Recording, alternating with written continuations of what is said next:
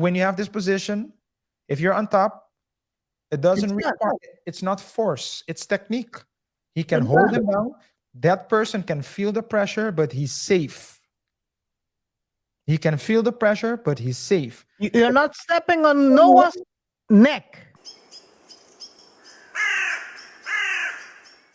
Blue lives need jujitsu. Second of all, It will help. Sorry, I'm interrupting.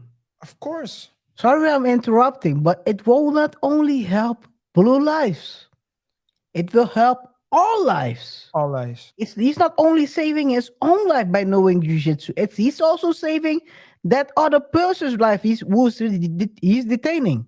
Yeah, definitely. Because remember the video I showed, guys. The guy, the police was, if you compare how this police handled the situation to how the police in the unfortunate Tyre Nichols situation handled the matter, it's completely different. It's night and day. Let me just If you didn't see it before, If you while he's didn't see it opening it up, okay, he's already there. guys, this guy, remember there were four policemen that had a problem with restraining one single guy, one person. And we already told you. What did you say? Two different occasions. On two different occasions. On two different occasions. The same night, the first stop, and the second time they detained. Within 10 minutes time. Yeah. What are we talking about? And here you have one person.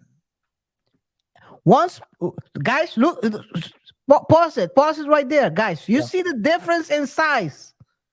Look at the difference in size.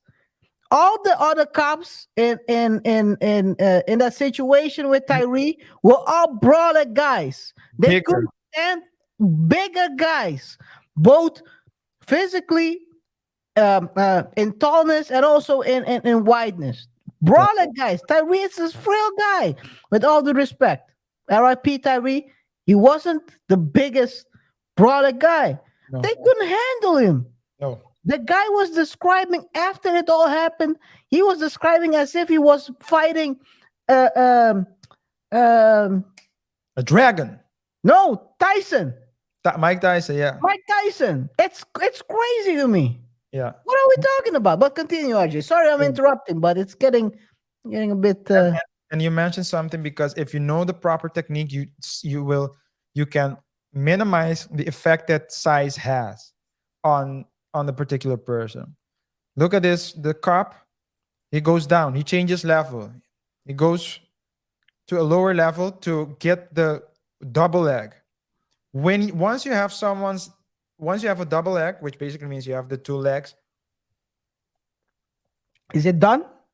He has it here. The only thing, well, if you need to have the double leg and you need to drive with your body forward. You can't do anything. You need to fall. You can't do anything. When you fall, the most dangerous, and this is from not John Danaher, which is who is basically I would say high level, one of the best jiu-jitsu trainers of all time. He coaches, he trains Gordon Ryan, amongst other people. But who's Gordon? Gordon Ryan is perhaps the best grappler we know. So you have in jiu-jitsu, you have gi, that is when they train with the kimono, the white suits, and you have no gi, in which they just have rash guards. So he's the best at least in his category, one of the best, if not the best in the world. He has won a bunch of things, so I consider him the best in the world in his category for sure.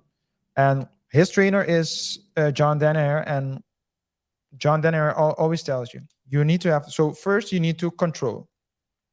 Then when you control, after you control, You need to get past the legs. Why do you need to get past the legs? Because the legs are powerful.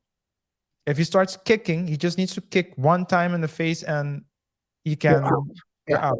So you need to pass the legs while controlling the person. Because if you let go, the guy can stand up. You need to start all over. So he needs to pass the leg. What he does is he keeps holding the leg and just steps on the side. Now, as soon as he stepped on the side, what does he do? He puts his Mount. body, Is it called mount? not yet. He puts his Oh, okay, body okay. weight. I was trying to check about BJ. You were getting too excited. I don't know nothing about BJ Dreamer. I'm just He, he puts his body weight immediately on the person's torso. Listen, and remember, guys, we don't know what happened. We don't know what happened, who was in the right, who was in the wrong. But we're just showing how differently the situation was ended already before it's even started. here. Continue, RJ. Here, what he does, well, I don't know if you can see it clearly because it's right. He doesn't have a mount yet. He hasn't stepped over yet.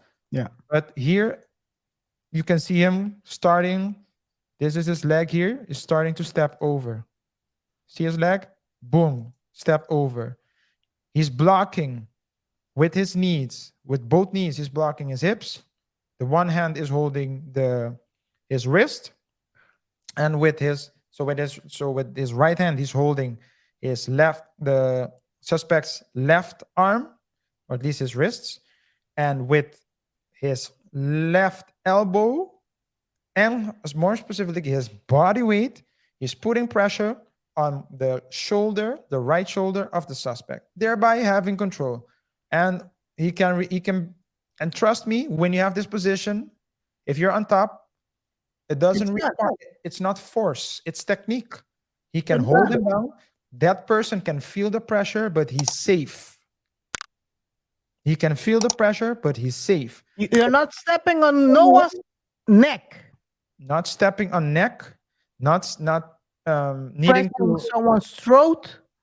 It's just safe for everyone. You're not punching out. It's